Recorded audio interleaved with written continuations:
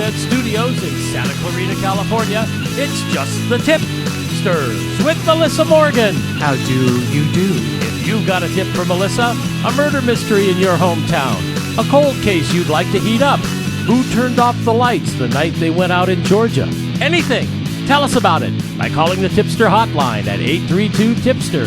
That's 832-847-7837, or send an email to jttipsters@gmail.com. You just might hear your tip on the podcast.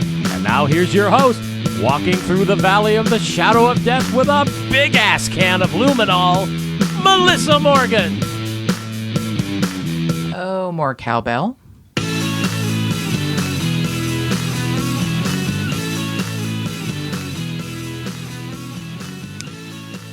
Well, Producer Mark, I have so many things to address with you right now. I'm not exactly sure where to start.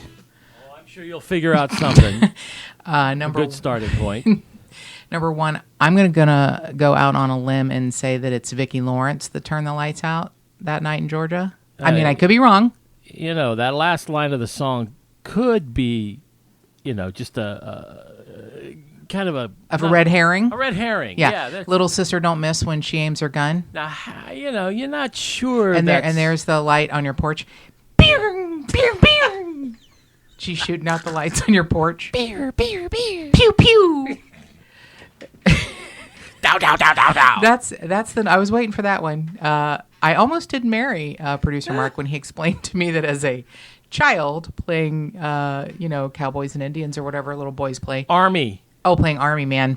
His friend would shoot his fake gun and say, dow, dow, dow, dow, dow.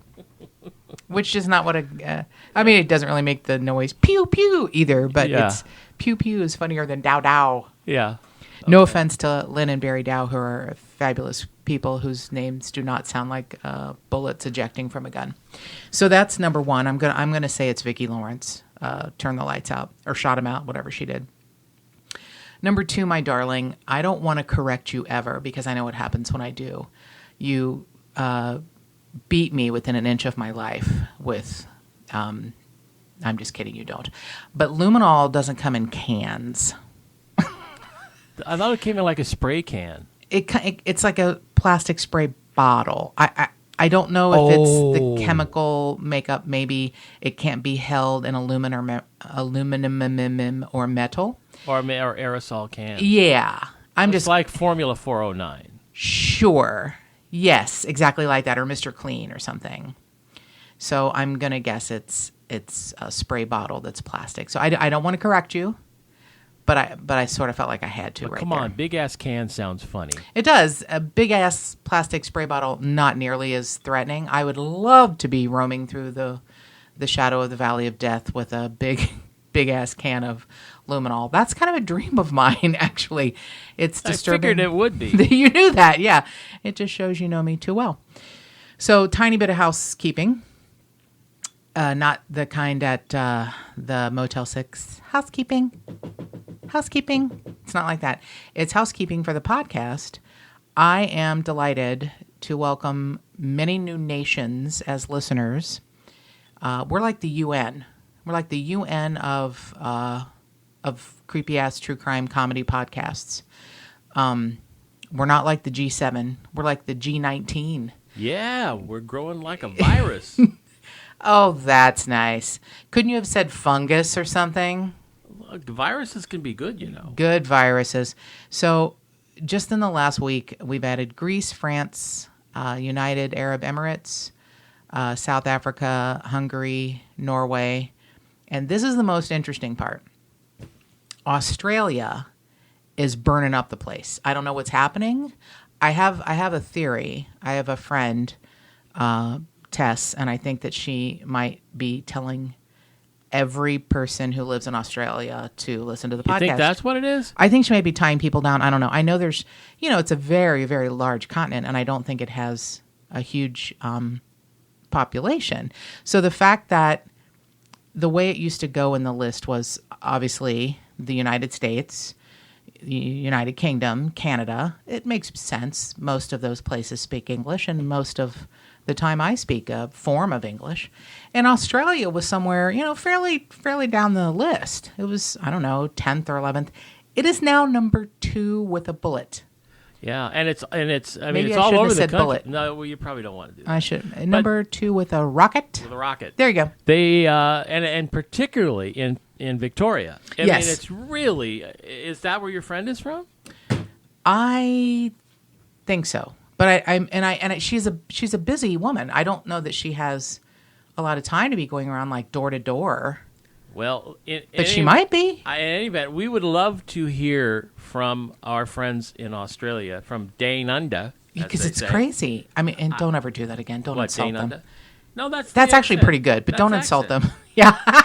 but that's we love you guys. No, they're amazing. Send us an email. The phone call might be a little expensive. So send us an email to jttipsters@gmail.com and let us know how you're spreading the word. Yeah, because it's crazy, the number of listeners in Australia. It's like literally right underneath the U.S., which is I'm a little blown away. So thank you, Australia, for your overwhelming unconditional love and support.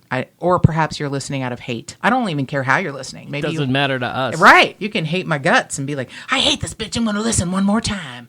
That's fine, because you are like kicking ass and taking names of every other country other than the U.S. And you know, it's winter. It's coming on winter now in Australia, so it's a great podcast to cuddle up with by the fire. You are just like the P.T. Barnum of networking. So thank you, my darling producer Mark, for. And another thing, thank you for the beautiful people who are rating and reviewing on iTunes. And I am overwhelmed by the love and support. And my favorite part is some beautiful listener referred to producer Mark as producer Paul. And I have a theory why, because I won't shut my fucking pie hole about Paul holes. So I think she got confused and she thinks perhaps I'm married to producer Paul Holes. Oh, if only. Hey. I'm sorry. Are you listening? I'm right here. Oh, you're right there. Okay. I think I probably should stop talking about Paul Holes because she's now confused producer Mark with producer Paul, which I love. It's very sweet. So you can thank you. Call me anything you want. And I do, as we know. Right. Off That's air. Between us. Yes. Right. Hopefully you have not recorded any of those names. Booger face. As far as heating up a cold case, you could not have had a better introduction. And I am never apprised of the introductions that producer Mark has fashioned out of whole cloth for me, because they are lovely introductions. And when he said heating up a cold case, I thought, perfection. If you have listened to this podcast in the past, or if you know me personally, I do not like open cases. I do not like unsolved anything. It's a goal. I mean, the whole reason for starting this podcast is a heretofore unsolved case, a local case of a missing man. And I called it just the Tip-Sters because I'm a 12-year-old boy and I wanted people to have a place to come, to call or write and let us know any theories. I don't care if they're crackpot theories. I don't care if they are confessions or, Bob did it. Anything you want to tell us, we want to hear. And closing all of the over, 200,000 at this point open cases in the United States alone is a dream, a goal. And I get it. It takes way more than a village. It takes a country, a nation, a universe to do this, and all working together. But we would love to hear any information, theories, anything at all. And this is a cold case that is, I don't even know.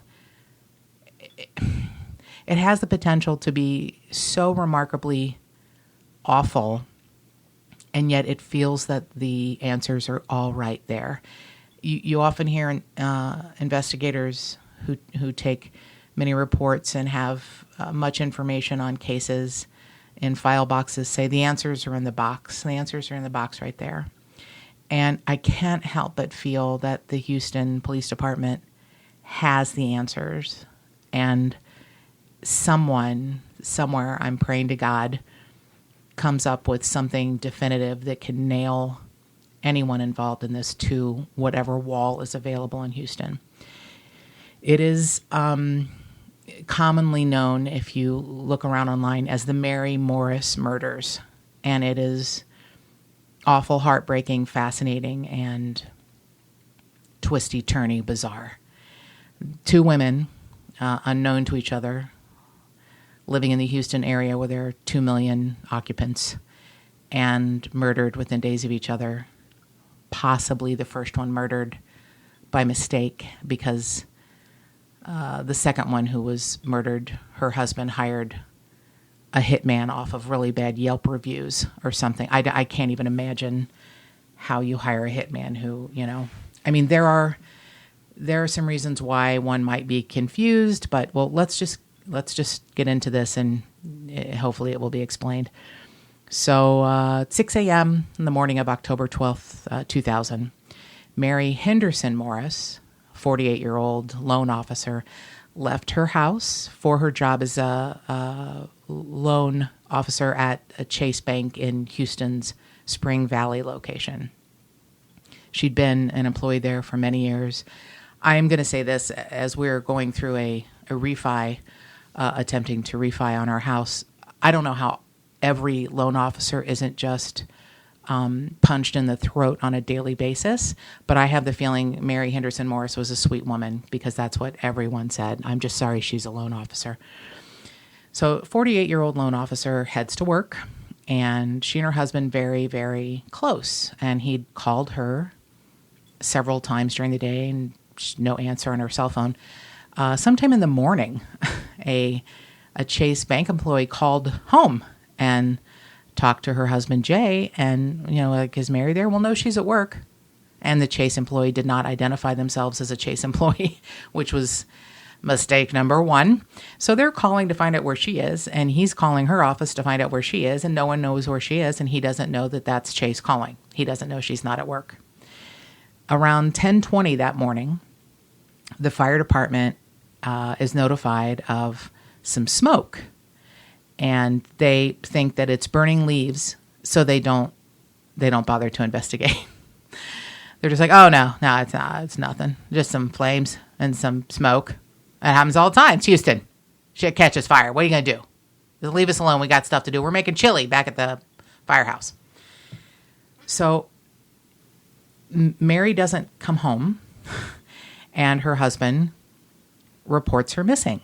Hey, I don't know where she is. She's very responsible. She would never do this. Later that day, her burned out Chevy Lumina is found in a drainage ditch about 3 miles from the house that she shares with her husband, Jay, but it's going the wrong direction for where she would have gone to work. Something obviously happened where she was overtaken, kidnapped, something, and going in the wrong direction. She'd been an employee of Chase for 15 years, again, extremely responsible, married, daughter Marilyn, happily married. Her husband walks her out to her car at 6 a.m. Now, I'm going to say that when producer Mark leaves for work at 4:30, I don't walk him out to his car. I do insist that he tells me goodbye and give me a kiss. Most mornings I remember that. Most mornings. Sometimes, okay, honey, goodbye. I give her a kiss on the forehead, and she's like, yes. And I say, okay, I leave. But most mornings, I say, I love you, safe travels. I try to be responsive in my with one eye open at 4:30 a.m. But these people obviously got up early. He walked her out to her car at 6 a.m. It's they have a lovely relationship. There's nothing to say that he would have been involved in this at all. Plus, he was at home making calls to her. Anyway, so her car is set on fire, and it's burned so badly that they cannot identify her. There's no way to visually identify her. In fact, everything is burned so badly that they have to put tooth fragments back together. Oh, wow. So her body was there was a body in the car. Yes. Yeah, her body was, they call it a charred corpse, which is just, the thought of that is just awful. The only things missing from her car are her wedding ring and her purse. Now, the police put it down to a robbery. If you're gonna rob someone, do you have to char them to where they have to put the teeth back together to find out who it is? Probably not. Didn't know this till much later. I'm not up on how hitmen work, but apparently if a hitman is contracted to off a spouse, as proof that they have done the job, they bring their vendor or whoever their patron, whoever they've patronized, they bring their them client. They bring them their wedding ring. That's not creepy at all. No, I didn't know that till later, but you'll find out why it's a through line in this horrible story.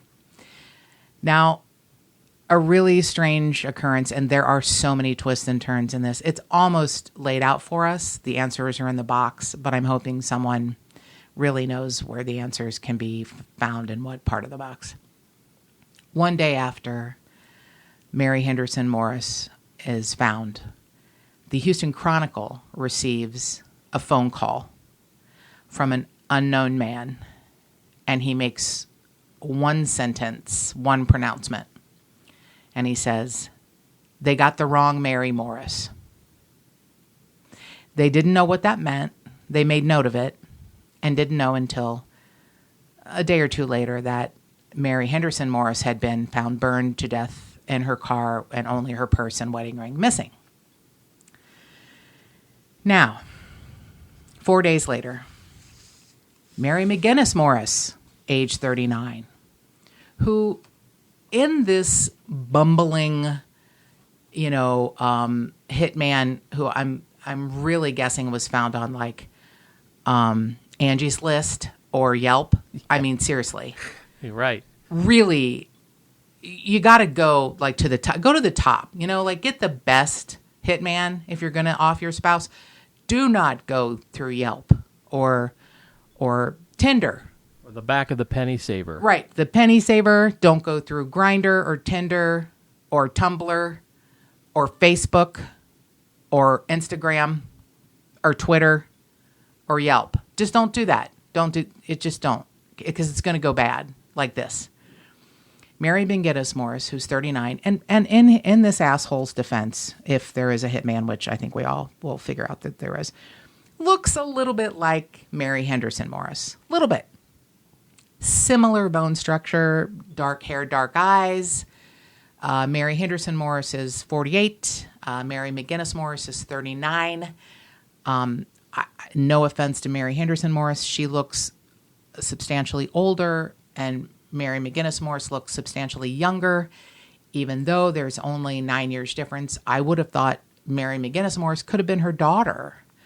And perhaps it's just the type of pictures that were submitted for publication for, the Houston Chronicle or wherever. But they do look like they could have been related. I don't want to give the hitman like any leeway, but I get it. He could have just, screwed up. Oops, wrong Mary Morris. Ha, I didn't have her middle name. Ha. So Mary McGinnis Morris had a bit of a problem. She is a nurse practitioner for Union Carbide, and she is a transplant from, I think it's West Virginia. Had just moved to Houston 2 years earlier. And she had moved to get a new start because her husband, Mike Morris, had cheated on her in West Virginia. And I'm not giving him any leeway. He's a cheater. But I mean, what's there to do in West Virginia? You probably just got to trip and fall and land your penis in someone's vagina. I don't know. There's lots to do. Oh, all right. West Virginia's great. Anyway. This episode, we've gotten loan officers and the entire state of West Virginia to dump our podcast. Thank you. Sorry. All right. So, and not that there's that much more to do in Houston. I am not saying Houston's better than West Virginia. I'm just saying Mary McGinnis Morris needed a fresh start, and she got one. But Mike Morris, tagged along because he's a toad. And he couldn't find a job. Shocker. And Mary McGinnis Morris, like I said, is a nurse practitioner, but she's like head of the nursing department of Union Carbide. She loved her job. She loved her coworkers. She knew her husband was a bit of a dick and cheated on her, but she, gave him, she was like, maybe a new city, maybe things will get, better. I don't know. So she loved her job. But early in 2000, the company hired a male nurse named Dwayne Young, and apparently they clashed. As far as the severity of their dispute, it varies. Some people say, "Oh my God, they just fought all the time," and some people are like, "Oh, it wasn't that bad. I don't know why."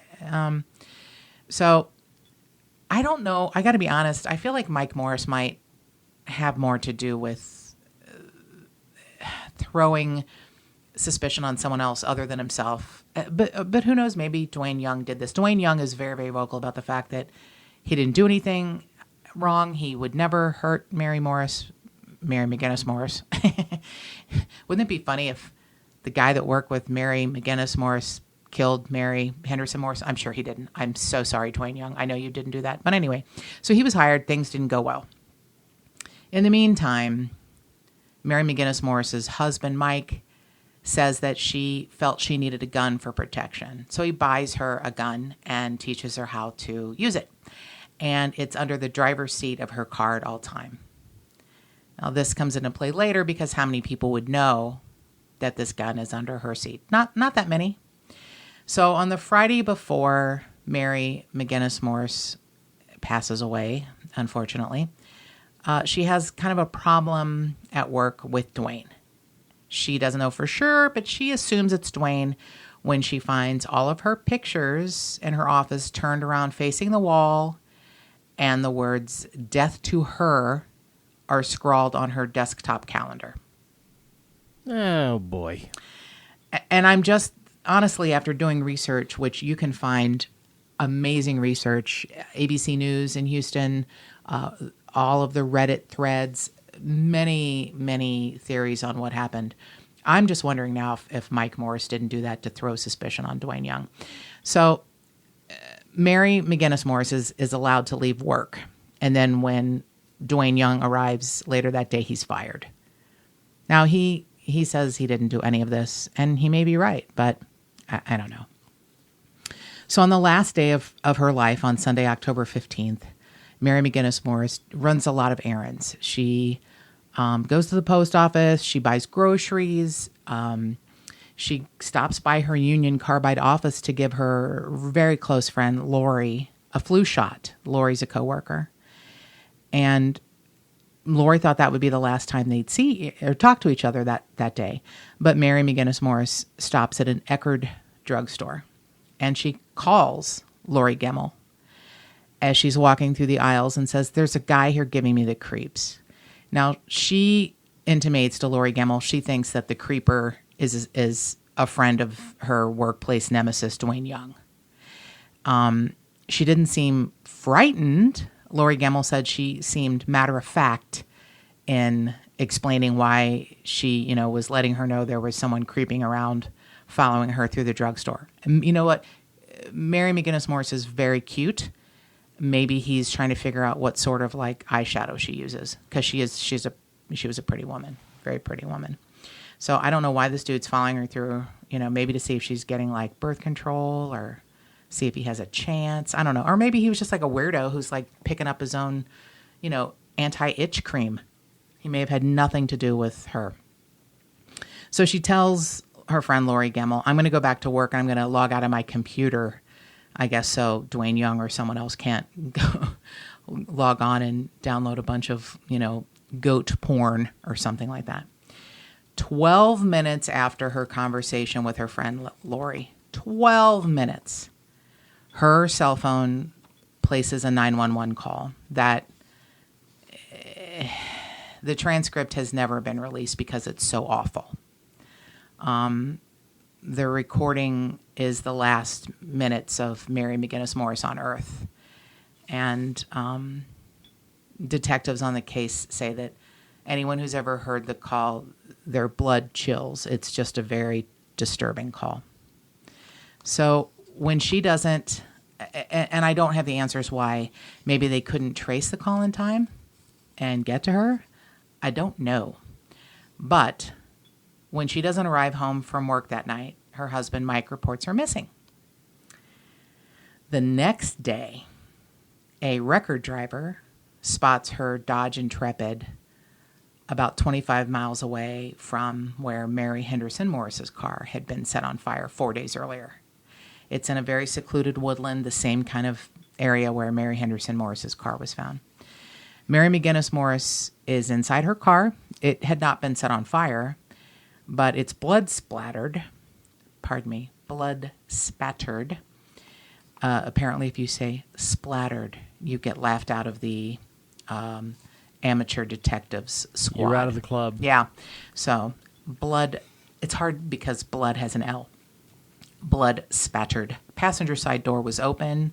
She's laying inside. There's a single gunshot wound to her skull. Now the police say, oh, it's a suicide. Until the coroner's like, hold on.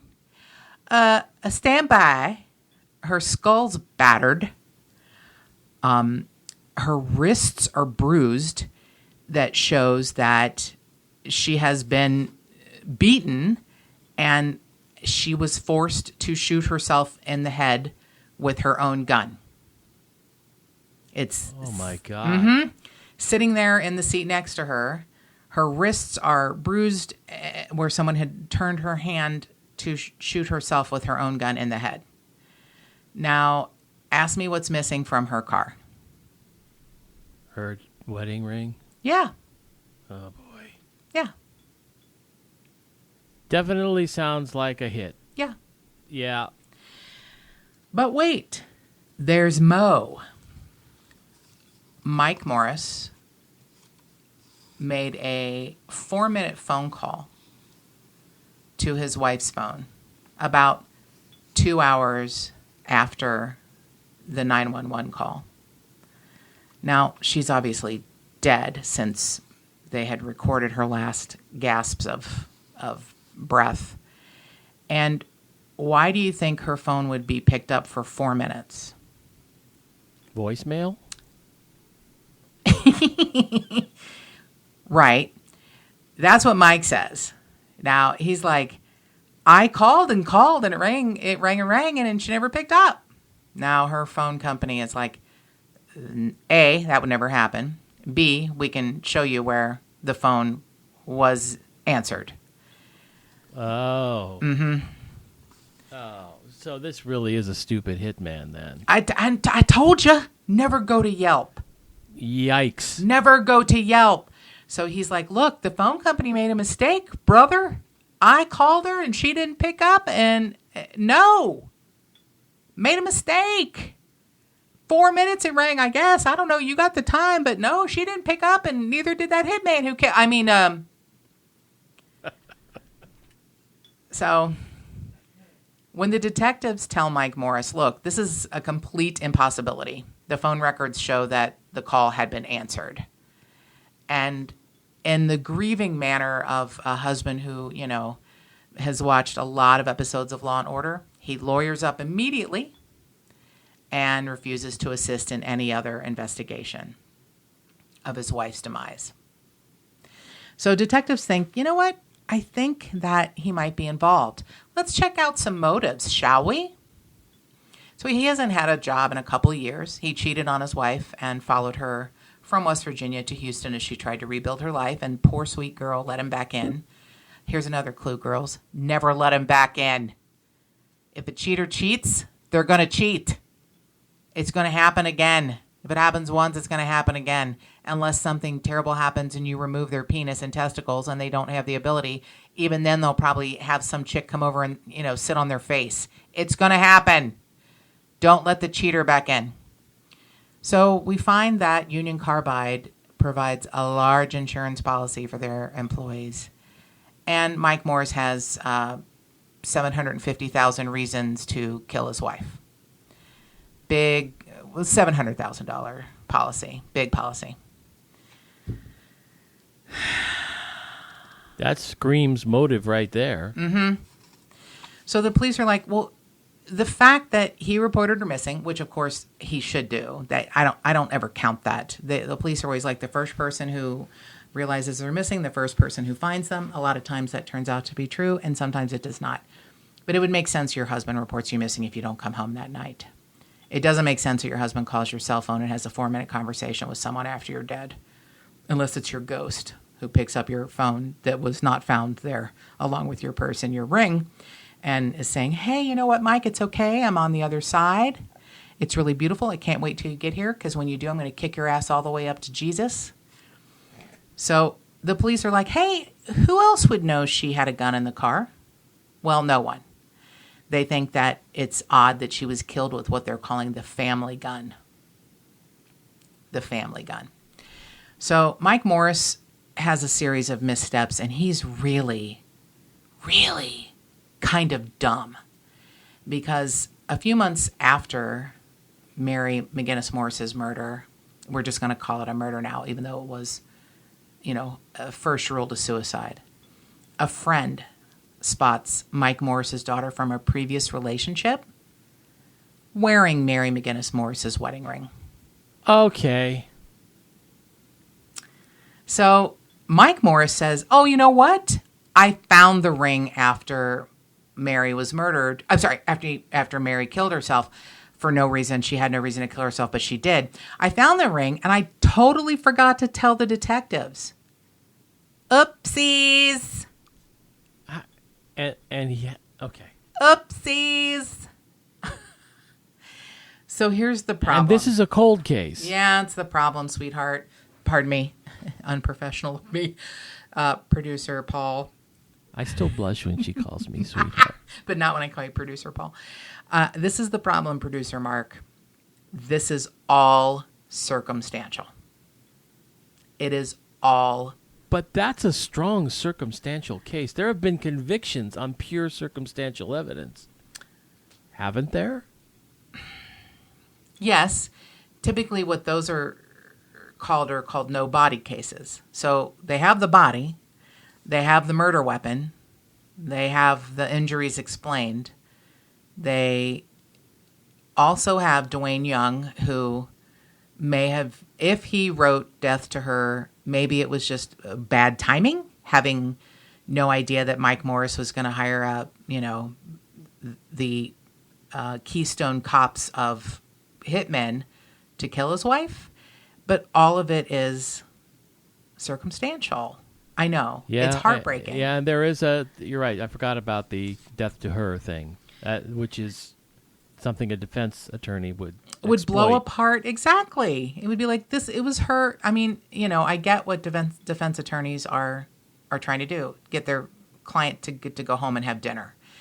And yeah, so Dwayne Young could have just been an asshole who wrote death to her on her calendar, on her desk pad calendar on Friday, and then turned all of her pictures around facing the wall. Or maybe he didn't do it. Maybe Mike Morris did it. The thing is, we don't know. We do not know. That's the problem. And you're right. Any defense attorney worth their salt, and we know a lot of good ones come from Texas because there's a whole lot of shit that goes on there. Have I offended another state? No, I think most Texans would agree on that. And most Texans know that eventually justice prevails in Texas. One way or the other? Yeah. Like karmic or something? Or otherwise. Okay. So another really bizarre note in the here's the other thing. These two poor sweet women did nothing wrong. They were, and Mary Henderson Morris especially, beloved husband, beloved daughter, loved her life, except she's a loan officer. And Mary McGinnis Morris did nothing wrong, except she had a bad picker and picked Mike Morris and let him come back to her after the West Virginia, debacle. This is heartbreaking. To me, this is on par with what Joseph James D'Angelo did as the Golden State Killer. This is a horrible form of taunting. So Jay Morris is just, still completely shocked and numb 6 months after his poor wife has been murdered and set fire to inexplicably for absolutely no reason at all. And he finds that there's $2,000 worth of phone calls that have been billed to his dead wife's calling card. Now, police eventually track the calls to a 16-year-old girl who claims that Mary Henderson Morris's phone card was found in a discarded purse at a convenience store in Galveston, which is an hour away from Houston. Now, this 16-year-old teen still had the card in her possession. But she said she gave the purse, which she found in the garbage can, the In and Out or whatever, the Stop and Go. Speedway, Stop and Go, Circle K, whatever, in Galveston. She said she gave the purse to a neighbor. So the neighbor actually says, oh, yeah, here's the purse. And Mary Henderson Morris's family is like, unequivocally, this is not her purse. She's never owned this purse. We've never seen this purse. This is not her purse. So would a hitman put a calling card in a decoy purse and put it in the garbage can at the mini mart? Man, my head is spinning. I know. I told you. There's just so many twists and turns. Wow. Yeah. I guess the more you fuck up a murder, maybe the better chance you have of not getting caught. That's what I'm hearing. That is could be an unfortunate thing. Yes. So the last bizarre note is that Jay Morris gets bizarre phone calls at their unlisted number at home. And a male caller calls and says, can I speak to Mary? Is Mary home? And Jay doesn't know what to say. And he gets more flustered with each new call. And he says, she's not home. He doesn't know what else to say. So he's like, she's not home, which is the truth. He finally contacts the sheriff's department and they say, here's what I want you to do. The next time the mysterious caller calls on your unlisted number asking for Mary, you give them the phone number to the Harris County Sheriff's Department, which is a grand idea. So the next time the caller calls and Jay says, oh, yeah, here, you can get her at this number. The caller says, oh, yeah, right, and hangs up. Okay. And never calls again. Hangs up and never calls again. This whole thing is it's creeping me out, man. Well, investigators are able to trace the call to a nearby apartment complex, but they can't narrow it down, and it just doesn't go anywhere. It's just another false lead, another red herring. And the thing that is mightily troubling to me is that the Houston law enforcement departments that handled all of this say there's no connection. Okay. I've got nothing. I got nothing too. I mean, I don't know how you can say one woman is killed for no reason because her name is Mary Morris. She's set fire to for a very simple robbery of her wedding ring and her purse. Set fire to and burned beyond recognition. And the other Mary Morris 4 days later. 4 days later. 4 days later. Yeah. Is murdered with her own gun. Murdered with her own gun. It was not suicide. I still believe that the law enforcement thinks it's suicide, but I think they're just not saying much.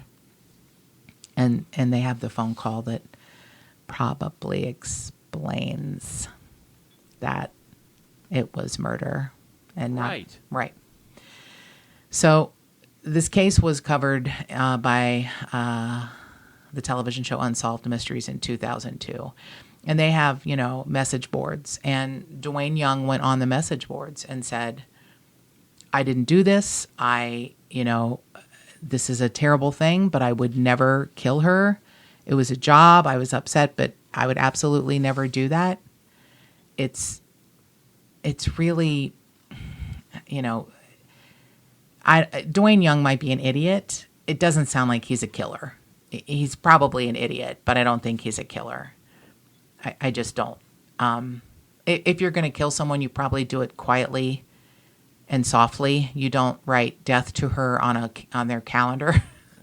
I mean, that's either Dwayne just being stupid and being vindictive and just being a dope, or it's somebody trying to frame Dwayne. That's what I just really immediately thought it was Mike Morris setting it up on Friday, knowing that the redonkulous hitman that he hired that killed some other poor, sweet, innocent woman for no reason, except she's a loan officer. And he's like, oh, shit, I got this wedding ring, and now what am I going to do with all these fucking wedding rings this guy's bringing me? God damn it. I can't sell them on eBay. Or I can give the wedding rings to my, daughter. She'll just wear all the wedding rings. So the one, and this is hardly a bright spot, but the one sweetest thing that happened out of this awful, ridiculous annihilation of two sweet, innocent women named Mary Morris, who just had the bad luck of being named Mary Morris, is that Mary McGinnis Morris's sister, Stephanie, and Mary Henderson Morris's daughter, Marilyn, met at the taping of the Montel Williams show. And while I'm, not like all jazzed about saying, Montel Williams, yay, go, I'm, because he has people on that are, questionable. If he even has a show anymore, I don't think he does. But these two beautiful survivors of losing a family member met at the taping of the show. And they became fast friends. And Marilyn, Mary Henderson Morris's daughter, says, she's the only person I know who's ever been through anything like this. And it's not a good thing to have in common, but we know what the other one is going through. So, united in their grief, Mary McGinnis Morris's sister, Stephanie, moves across the country to live closer to Mary Henderson Morris's daughter, Marilyn. And Stephanie says she lost her mom, but gained a family. And we lost a sister, but gained a family.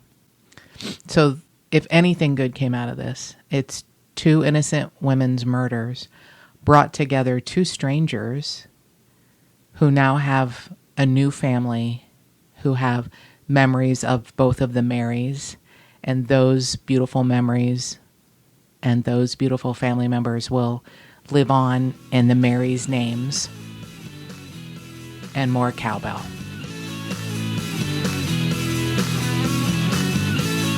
If you've got any information on the Mary Morris murders, send us an email to jttipsters@gmail.com or call us at 832-Tipsters. That's 832-847-7837.